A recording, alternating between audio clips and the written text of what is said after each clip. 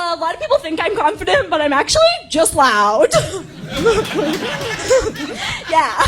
When it comes to believing in myself, I'm an atheist. She went viral. They were angry about it. A lot of people have an issue with my voice. What was your first reaction to it? We should take this down. We can't look at the clip without looking at an element of misogyny. There was like millions of them. My stand-up's definitely not everyone's taste. These little boys are being so mean. You've got the internet attention. Everyone hated me, and then the little freaks who liked me came out.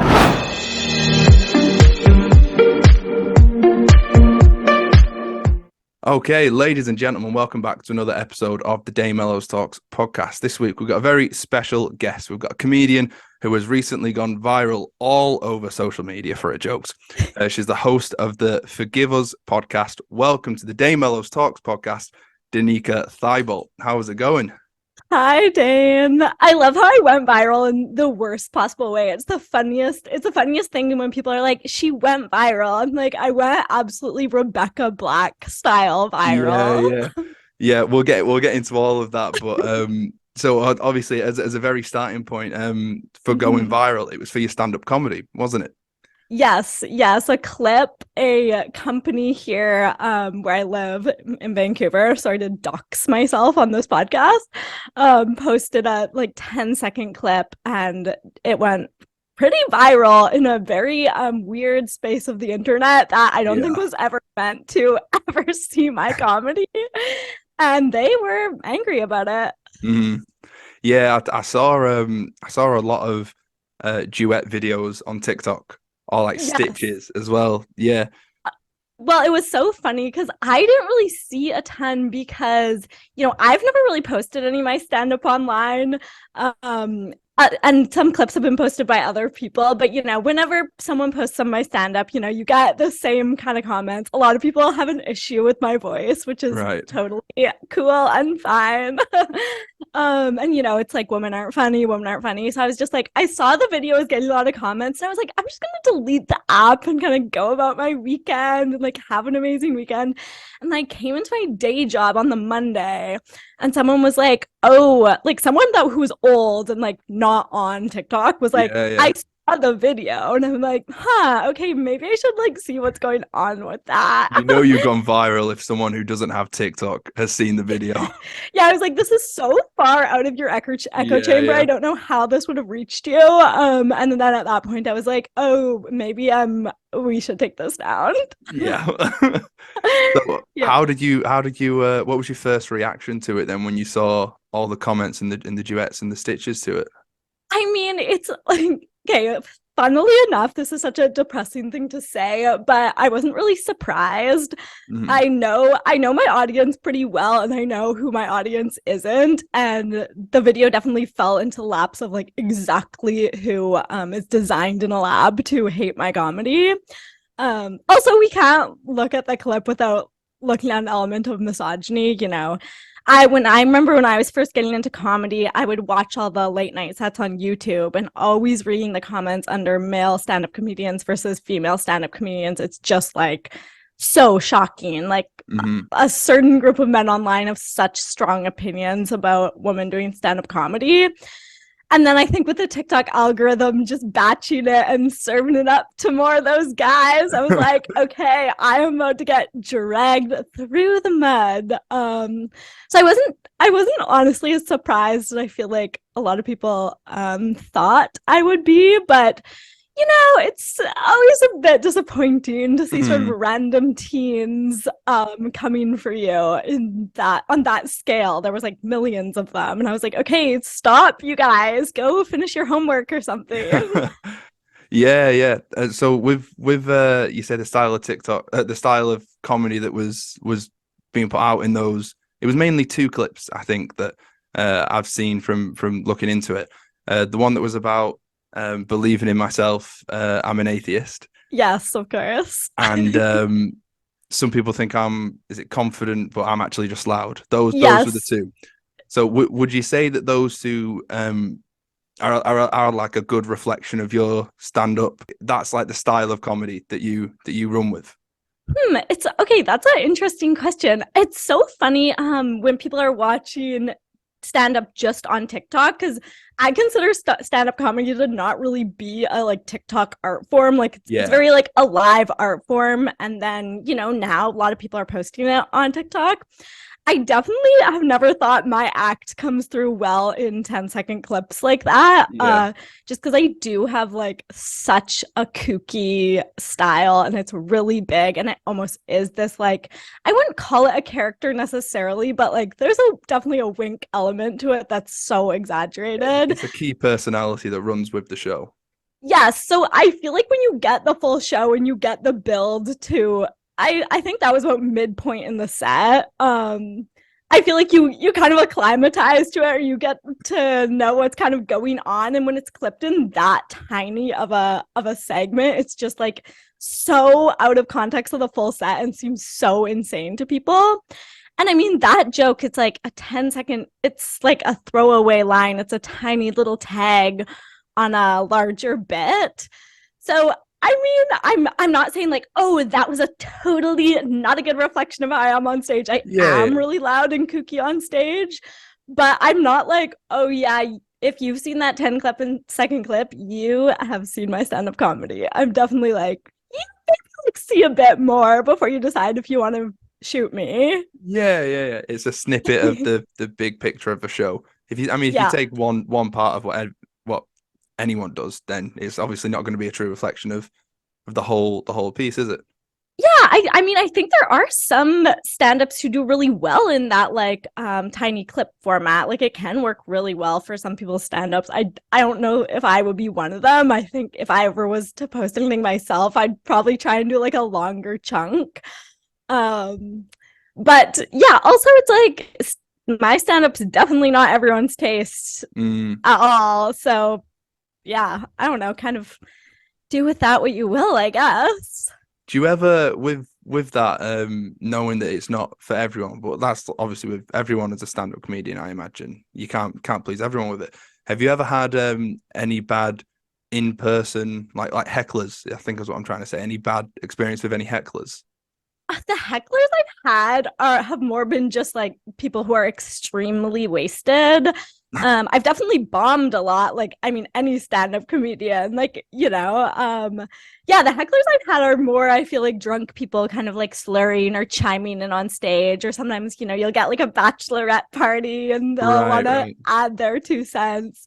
I did have this one time right before going on stage, my friend, who's also a stand-up, was like, yeah, I try not to wear any distracting clothes on stage because it distracts the audience. And I was like, that's so stupid. That's the stupidest thing I've ever heard. That's so not true. And I was wearing these like really swirly pants. And a girl in the front row was on mushrooms and just like could not. It was like the whole show was focused on my pants. Like she would not let the pants go the entire show. And I was like, okay, I really learned my lesson the hard way there. Yeah. But I've been pretty lucky heckler wise. I feel like no one's ever said anything really mean to me on stage. Oh, well, that's good then. Yeah. Mainly just the girl shouting about the pants. Yeah, I'm like, which absolutely fine. They were kind of crazy pants and you were on mushrooms, so absolutely fair. It adds up, yeah. So dealing with hecklers then, you've done quite well. What about I suppose online they won't be called hecklers, it'd be more haters with it. What has it been like from the like we was talking about you described them as the teenagers who need to go back to the homework? Yes, I feel like I don't have a good strategy for dealing with them because they're so like persistent, and a lot of them are, you feel like I don't want to like bully a teenager also. I was getting like literally worked up. I was like, these little boys are being so mean, and I'd click on one of their profiles and it'd be like someone who's on their like curling team and they have sort of a little awkward mustache and they're probably like having a hard time in high school. And I was like, I don't know if I'm like, I want to like shit on these little teenagers. Yeah. And there is kind of no way to win with these boys. Like their comebacks don't even always make logical sense. So it's really hard to like riff with them in the comments. So yeah, I've been pretty silent as a church mouse and kind of just like doing my own thing. while they chat amongst themselves. They'll have full conversations with each other in the comments. And I'm like, okay, you guys can feel free to take this offline. Like, Yeah, you yeah. guys can chat with each other about me if you want. I'll just keep doing my stand-up comedy in my town. But yeah, I definitely am annoyed. I'm like, they do need to stop coming to my other accounts and commenting, just because it is truly exhausting going through those every single day. Yeah, definitely. I do feel like to a certain extent ignoring it is a good way to go about it. As long as it's not getting to you too much, you know. But with you saying that you're getting a lot of this like negative side of it and then commenting on it and then coming across to your other accounts, maybe like your podcast account, are you getting also like a positive aspect of the videos going out there going viral? You're getting some people that do like your stand up and then that are then coming to your shows more and then supporting your stand up and supporting your podcast a bit more. Yes, that's definitely been a part of it. So that's been nice. Yeah. Although I would have rather, I was like, if we could have just avoided this whole thing, and that's such a funny way to get fans. I'm like, everyone hated me, and then the little freaks who liked me came out. Yeah, Um, yeah. but yeah, there have been some people who've come out to shows and are now listening to the podcast and stuff. Although I almost feel weird about that too, because I have so little stand-up online. It's just like to like me or hate me based on 20 seconds of stand-up comedy seems really wild to me. Yeah, yeah. But I'll take anyone who likes me. I'm like, come on in, welcome. There's more where that came from. But I am like, okay, you've seen yeah, you haven't really seen too much. Yeah, yeah, definitely. I think that's the whole idea of like the short form content on TikTok, though, isn't it? You kind of see it on there. If you like what you see, then you maybe go and have a look at the long form stuff that are elsewhere. Maybe come to a show or see any specials that you might have in the future or anything like that. Yeah, well, the first show after it happened too, because me and my friend do a live show here in Vancouver. And after the whole TikTok thing happened, we sold out so fast. And we were like, okay, either it's gonna be like fans or it's gonna be like 400 teenagers with like tomatoes Yeah. absolutely ready to take us down. But it ended up being a really fun show. And none of the teenagers showed up. So All right. uh, Okay. Didn't it turned out quite well then? yeah. Did you make any jokes about it, referencing it in the first one back? Yes, I did do a couple. I hosted a couple of shows with various friends, and we talked about it. The jokes I wrote about it, I don't actually know if I'll ever use them in my real act because they ended up by accident being like quite dark. I would say a lot Right. darker than my normal stand-up is, just because it was like such a dark topic, and the things people were saying were so crazy. So even we read some of the comments that were kind of funny, but the comments were so dark that even the ones that were really funny were like, whoa, okay, this It is was really bad still, yeah. yeah. So the jokes went well. I think we have a very like politically correct audience and like a very like queer and yeah, liberal audience for a lot of our shows, and they liked the jokes, but I think they were like, okay, this is definitely a different vibe than Yeah. your guys' usual comedy. So we'll see if I ever incorporate them into my actual act. But Yeah, yeah. I'm sure people yeah. would like to see, a bit of a reference to it. 'Cause I think you could probably make some sort of funny spin off of it. Yeah. I mean, the comments were just so funny. Like the ones dragging me were hilarious. And I was like, actually, some of these are extremely true. Yeah. I suppose you need that kind of mentality with it though, don't you? To see the funny side of the comments sometimes. Totally. And yeah, there was one that was like, this girl is like, if you fed AI 10,000 hours of Jessie from New Girl. And I was like, okay, that's true.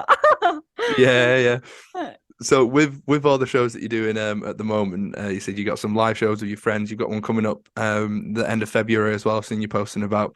How did this all start? How did you actually get involved with stand up originally? What was the motive behind it? Oh, I probably the same way a lot of people get involved in stand-up. I was like such a fan in college. I just listened to like every single stand-up album, all the podcasts, and then I was like, you know what? I'm gonna give this a try. When I moved to Vancouver, so I was like, I'm living in a new city. No one Right. knows me. I'm gonna like go do a little show, and if it goes really bad, no one has to Yeah, it know. doesn't matter. Yeah. Yeah, so I just started basically going to open mics and stuff, and yeah, I working my way up slowly in the scene. It's a pretty small scene here and pretty supportive. So yeah, it's been good, but that's How pretty much long it. how long have you been doing stand-up then?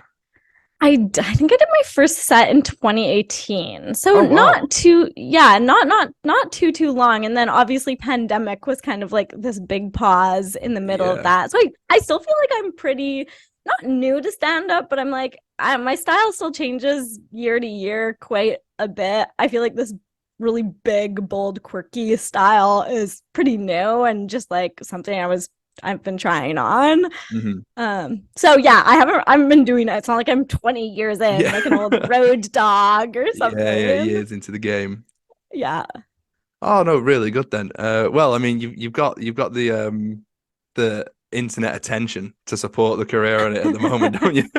Either support or take down the career. I'm like, do I ever want to post something on social media again? Like, I'll have to think about that Yeah. carefully. Let this one settle down a bit first. Yeah. Yeah, I'm gonna need like a therapist on call if I ever decide to post a TikTok. Oh wow, yeah. So something that we do on this podcast is that our previous guest asks the next guest a question. So Oh, cool. the final question isn't coming from me. It's actually coming from an actor, model, and content creator who lives in LA, actually, called Jada Whoa. Jones. And her question to you is it's a three-part question, actually, and it's all about food. Okay. Okay. Jada, nice. So, what is your favorite meal to eat? What is your favorite meal to cook? And what is your favorite local restaurant to go to? Okay. I'm so like such a bad cook that this is a hilarious question to ask me. My favorite meal to eat and cook, and this is one of the saddest things Oh that's ever no. going to be uttered on this podcast, is eggs on toast. Oh, well, listen, breakfast. That's a good breakfast there. I mean, it's a good breakfast, but like, yeah, I do eat it for dinner like Yeah. quite often, like too often for what my age is. Mhm. And then favorite restaurant in Vancouver. Ooh, this is a tough one. I really love this little brunch place by my wait, I actually won't say where it is. Okay. I was like, I love this little brunch place called Honeybee Brunch. They Mhm. do the best breakfast sandwich in Vancouver. It's on the corner of a street. You get to watch the little bikers go by. So if you're ever in Vancouver, make sure to go there. There you go. Yeah. Perfect. And do you have a question for the next guest as well? Anything that you'd like to ask them? Do I know who the next guest is? Probably not because I don't know who the next guest is yet. This is Okay. we're currently on episode 22 that's been released, and this is going to be episode 27. So Okay. I'm bulking ahead in them. Uh, Yeah, awesome. Wow, you've been really getting down to work. I'm trying. Okay, my question is, whoever it may be, is I guess this is kind of related for me as I want this advice, is Yeah. how do you handle online trolls and how do you handle little teenage boys that are younger than you saying crazy things in your comments? That would be my question for your next guest. There you go. Well, we'll get an answer. Hopefully, I'll try and pick Yeah. someone who will have a decent answer to that one. I guess. Yeah. Find someone really controversial. Yeah. I'll have to try. But yeah, no, thank you very much for coming on. And do you want to? Have you got anything coming up? Any plugs that you'd like to do? I guess if you're in the Vancouver area, me and my friend Nathan have a Just for Laughs show at the Lido on February 21st. And you can listen to my podcast, Forgive Us, if you want to. Amazing. And yeah, and I think you're just Danika Thibault on all social media, aren't you? Yeah. Yep. There you go. Give her a And follow. I'm not on TikTok. So if you see anyone on TikTok, that's not me. And it's some other crazy person imitating me. Another crazy person. Yeah. A different crazy person. Yeah. Yeah. Okay, well, perfect. Thank you very much for coming on. Awesome. Thank you so Thank much. you. See Bye. ya.